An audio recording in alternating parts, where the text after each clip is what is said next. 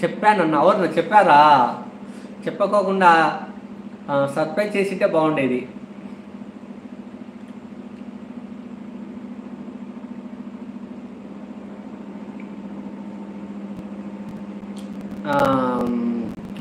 చెన్నైకి వచ్చి ఇక్కడ ఉన్నాను పారోసిస్ అంటే సర్ప్రైజ్ బాగుండదు. చెప్పాను అన్న.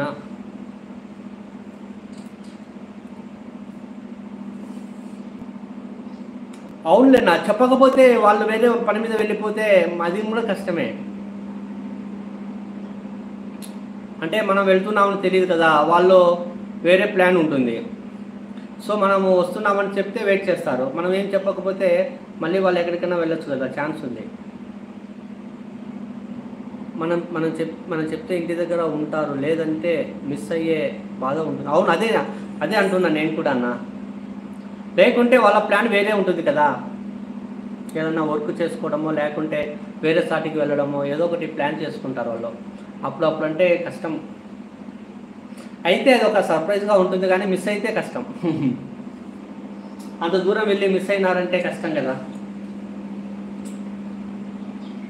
మంజుల, హాయ్ మంజుల గారు. మంజుల సాంబశివ సార్, మీరు ఇలాంటి పెద్దలు సమాజానికి మంచి మెసేజ్ ఇవ్వండి సార్. చెప్పండి ఏ మెసేజ్ ఇవ్వాలనో.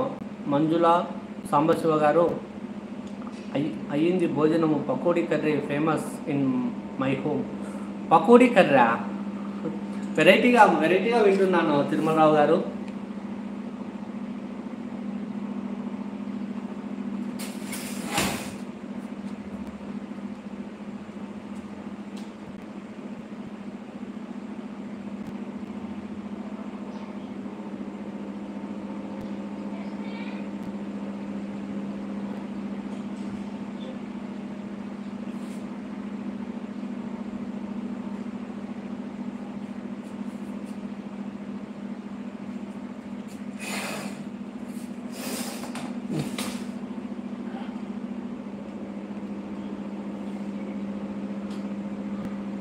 ఉంది ఫేమస్. అవునా తిరుమలరావు గారు, సూపర్.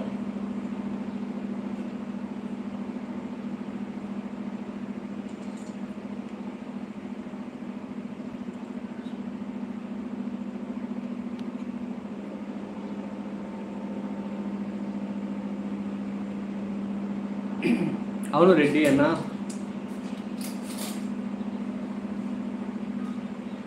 అవును పాదశీస్, చెప్పకపోతే మన ప్లాన్లు ఉంటాయి కదా ఎక్కడికైనా వెళ్ళడానికి. సో మిస్ అయ్యే ఛాన్స్ కూడా ఉంది.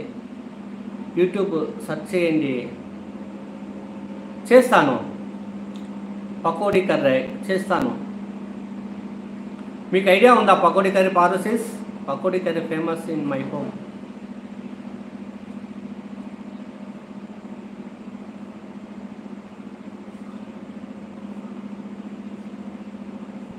అంటే మీరు ఫ్రైడే సాటర్డే తినరా నాన్ వెజ్ పాదశీస్?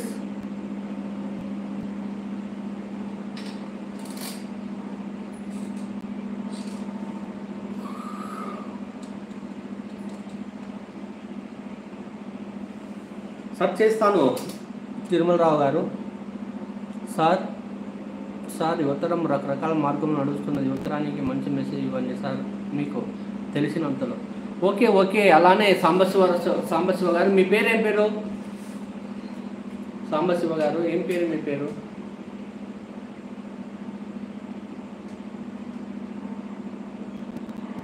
చెప్పండి పాదశీస్, ఇంకా ఏంటి విశేషాలు?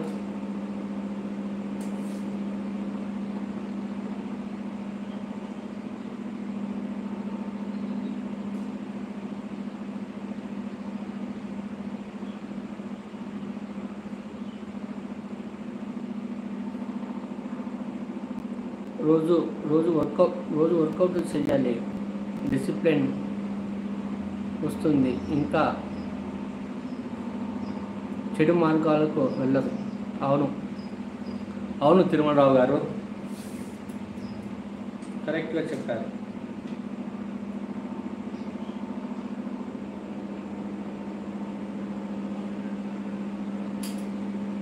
Pakodi curry famous. ఓ అవునా,